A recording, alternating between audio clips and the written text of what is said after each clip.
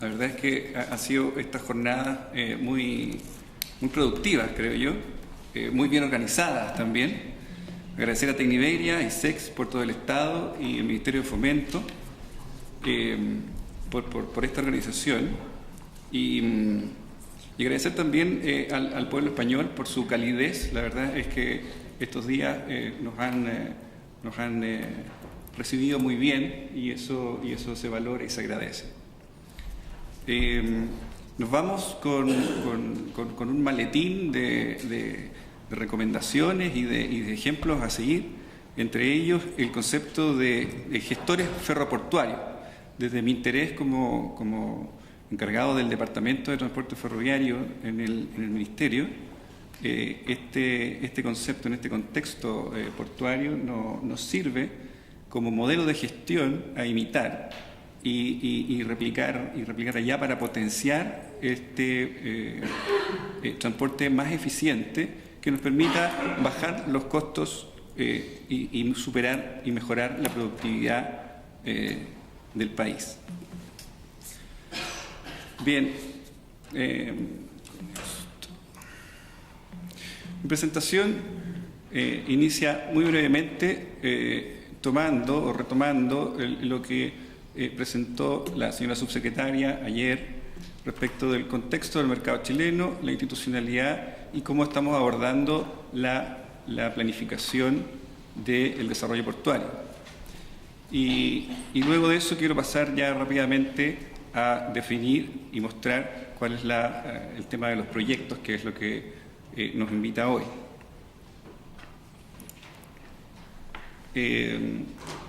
Esto es el contexto de las cifras que resumen las cifras macroeconómicas del país. Aquí solamente quiero destacar el número de transferencias, ¿no?, de comercio exterior y el número de acuerdos comerciales, lo que nos dice que Chile en el fondo es un país volcado hacia su comercio exterior, ¿no?, hacia su mercado, trata de intervenir con todo el mercado del Asia, de la costa atlántica de Estados Unidos y Europa. En el Ministerio de Transportes y Telecomunicaciones,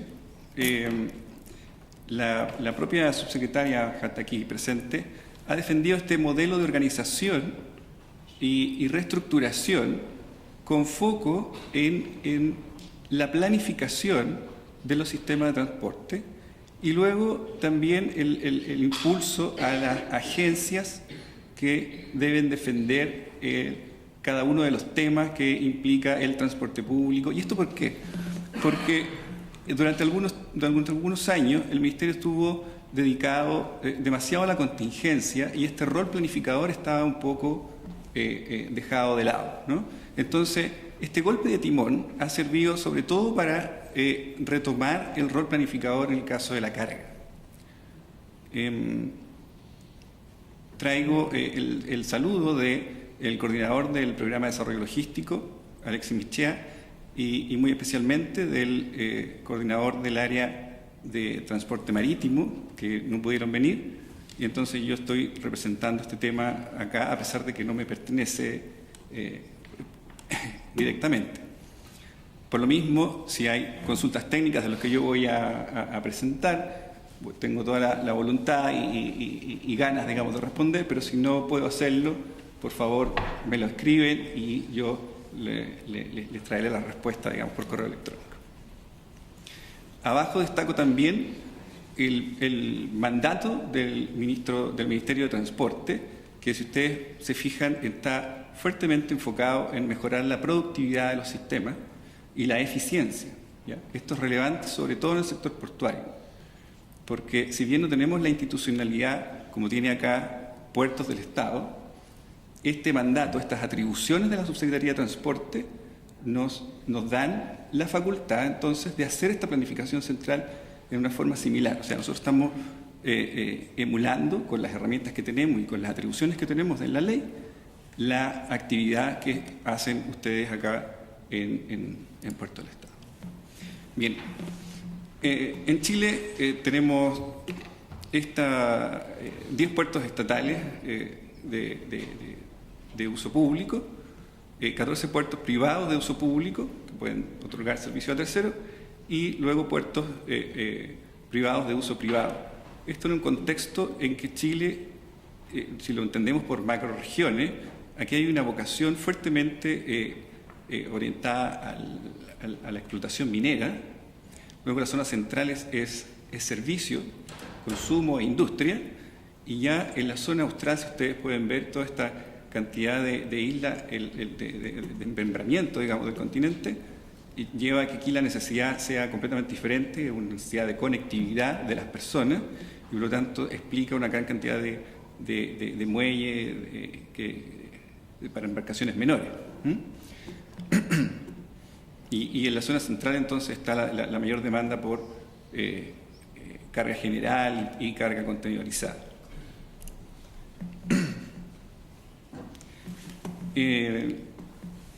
Los instrumentos que tiene el marco normativo chileno en realidad son dos.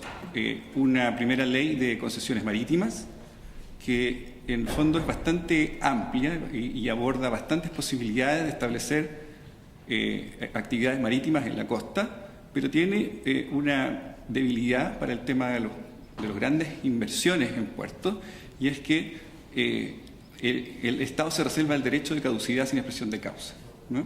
Entonces eso no da estabilidad a las inversiones, y por lo tanto esta ley del 97 con el modelo de concesiones que defiende, además de solucionar todos los problemas que mencionó la subsecretaria ayer, de baja de productividad, de las operaciones y de los vicios que se habían armado con los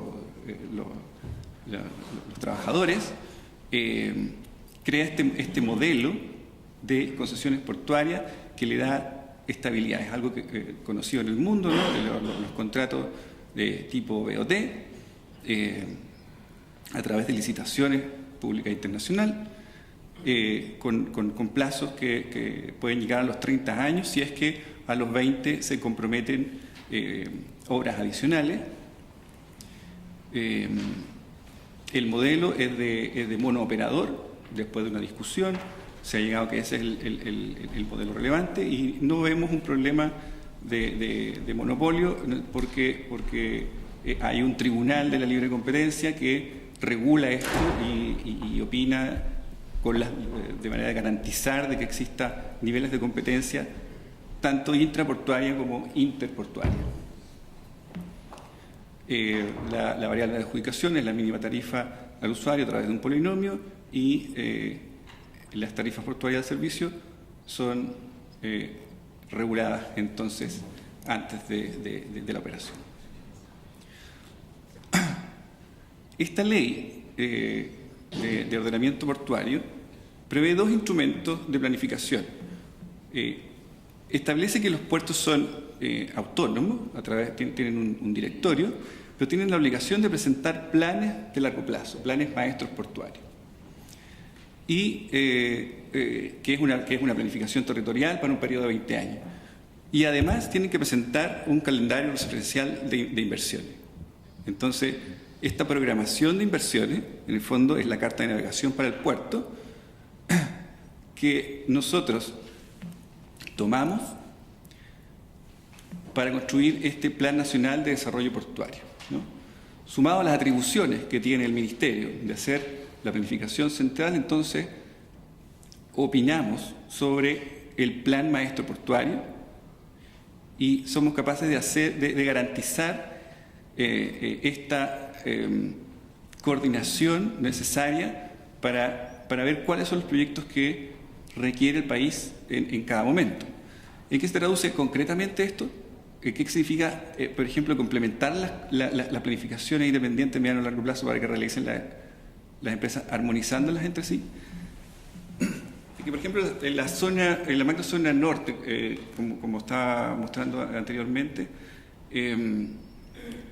se requiere un estudio central de desarrollo a nivel de macrozona, que diga cuál va a ser el desarrollo de esa macrozona y, por lo tanto, cuáles son las inversiones en cada uno de los 3 puertos, de manera que no se dupliquen, que no se genere exceso de oferta y que tampoco quede por debajo de la planificación si es que se hace, digamos, un estudio cada uno de los puertos.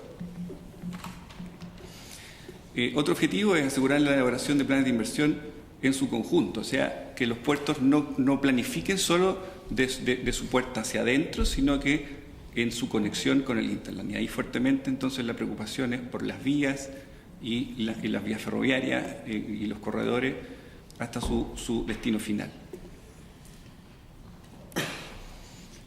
Bien, quiero pasar entonces a describir las inversiones.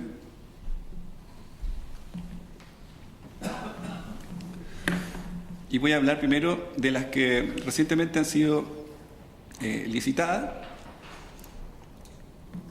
Este es dentro del puerto de Valparaíso. Extensión del sitio acá que no tenía largo suficiente para la evolución de naves que estamos teniendo. Y este sitio de acá en realidad no se estaba ocupando porque no tenía esta área de respaldo porque se chocaba con la otra. Entonces, al hacer esta expansión, permitimos que esta área de respaldo se ocupe eficientemente y permita admitir naves más largas. Y aquí se ha invertido $60 millones por el tipo a través de una extensión de contrato. En el mismo puerto de Valparaíso, recientemente fue adjudicado el Terminal 2, que involucra hacer toda esta explanada de relleno con una inversión de $500 millones. Esto, claro, son 750 metros de largo de muelle. En el puerto de Coquimbo se acaba de adjudicar también una inversión por $80 millones. El puerto de Coquimbo en realidad llega hasta aquí y luego baja y se apega a este lugar. Entonces, el proyecto ha involucrado toda esta zona de generar esta explanada para lograr un muelle completo, generar esta bodega, porque aquí lo que se mueve en general es mineral.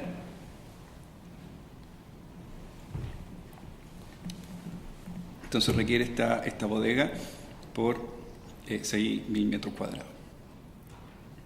Y acá se genera el terminal de pasajeros también. Son 2,5 hectáreas en áreas de respaldo y una inversión de $80 millones.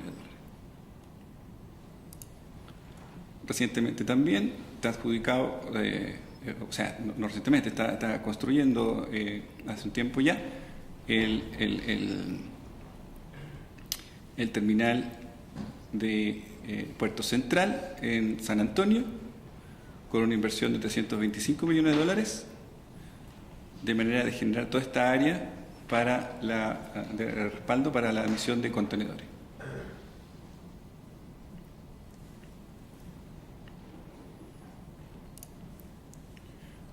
Está adjudicado también en el puerto Talcahuano la recuperación del frente fuertemente dañado por el terremoto del año 2010. Y tenemos acá tener que generar 7,5 hectáreas de áreas de respaldo y el muelle de 160 metros para una inversión de $20 millones. Todo esto es lo que ha sido recientemente licitado y adjudicado y con participación de empresas españolas fuertes también allí. Entonces paso ahora a las que vienen. En el puerto de Antofagasta tenemos este terminal que tiene una concesión acá del Frente 2 y se trata entonces de licitar ahora este proyecto en esta área de acá, concesionar el terminal monoperado para generar este terminal de contenedores. Hay una inversión de 60 millones para ampliar entonces estas áreas de respaldo y generar la tecnología de transferencia.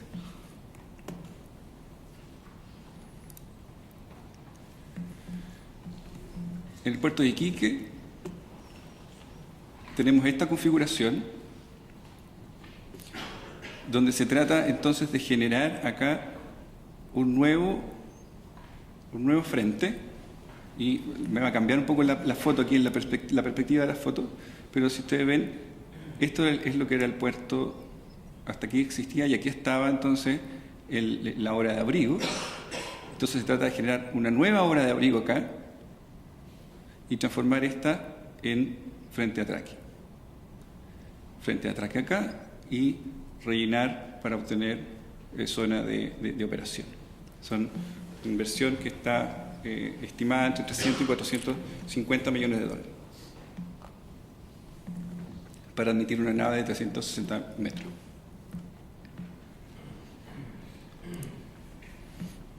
En el caso de Puerto Montt tenemos este terminal que las operaciones de carga han sido desplazadas un poco por la llegada de naves de pasajeros, de cruceros, y por lo tanto el objetivo es dejar este terminal ya directamente para cruceros y generar un nuevo terminal hacia el sur, ¿no? En la zona de Panitao, con una vocación de granelera, ¿no? Con una inversión de 60 millones, entre 50 y 60 millones de dólares.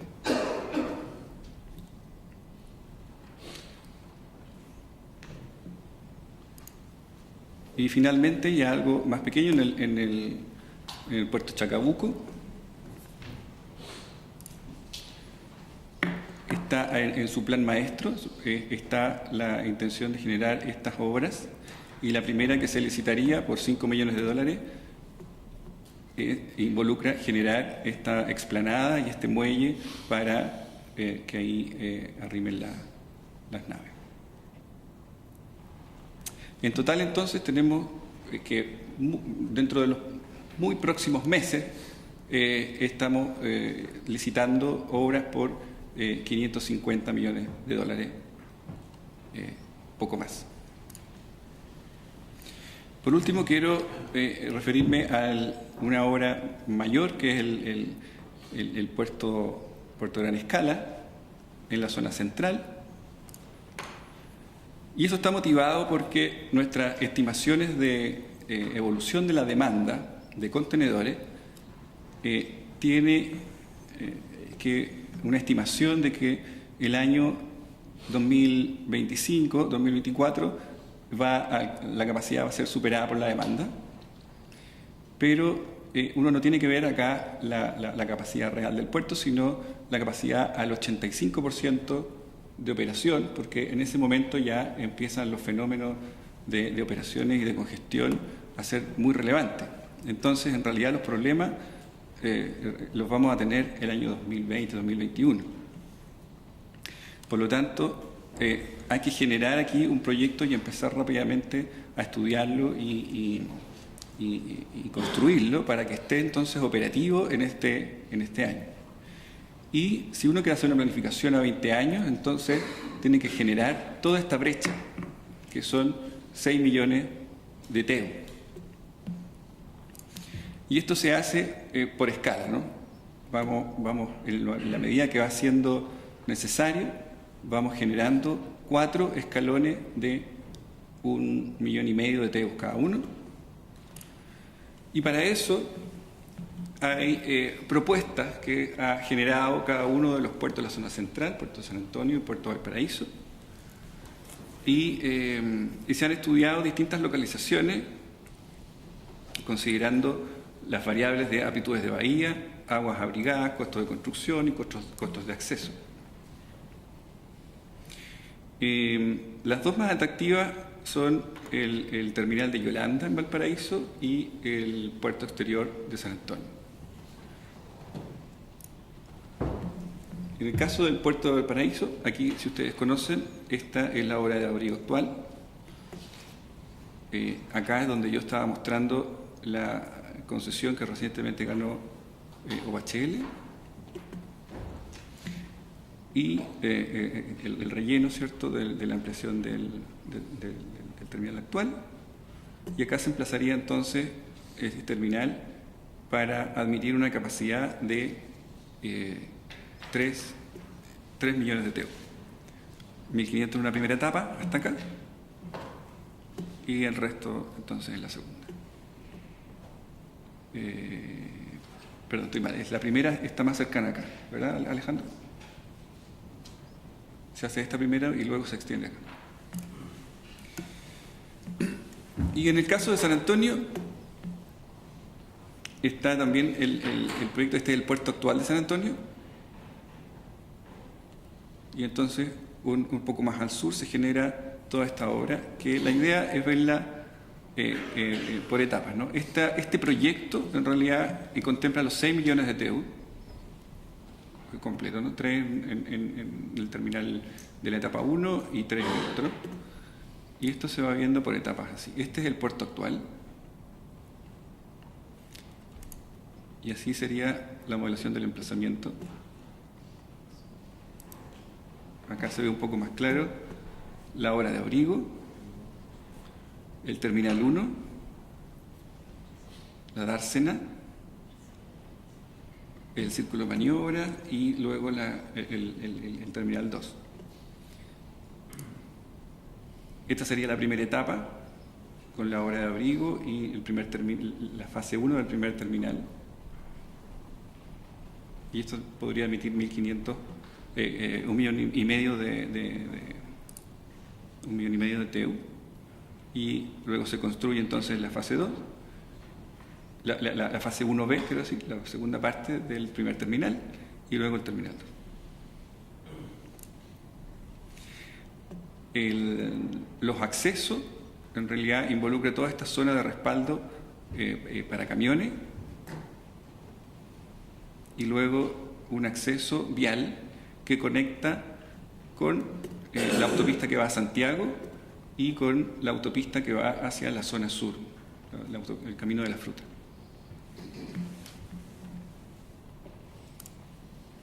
En el caso del acceso ferroviario también está contemplado el acceso ferroviario tanto para el terminal 1 como el 2 que viene por acá abajo,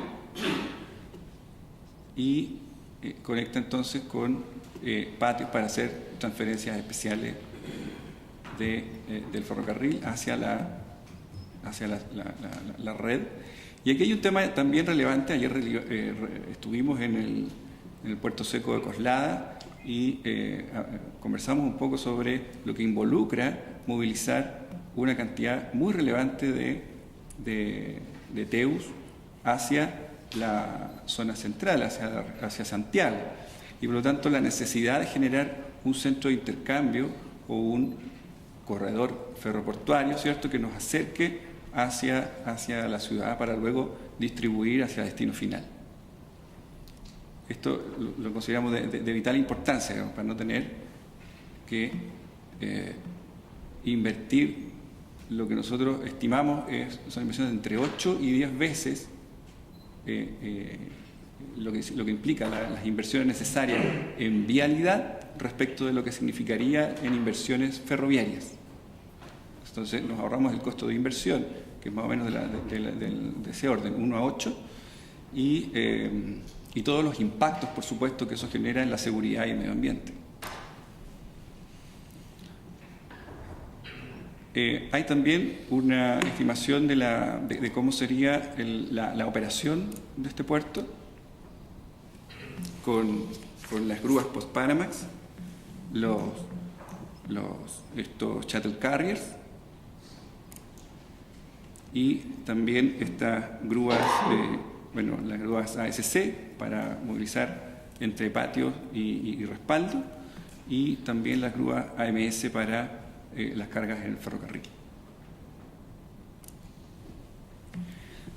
Termino entonces reforzando estas ideas, digamos, de que estamos en medio de un proceso de inversiones para expansión de oferta portuaria, Ese proceso está en distintas etapas para nuestros 10 puertos estatales y con una institucionalidad y un marco legal que es estable y funciona en un país confiable y donde tenemos una oportunidad de participar en el plazo inmediato de inversiones por entre 500 y 600 millones de dólares y en el caso del puerto de gran escala también en el muy corto plazo, al menos de la primera etapa de este proyecto que tiene una inversión de 2.500 millones de dólares, la primera fase podría costar unos 800 millones de dólares y hay que decidirla ahora.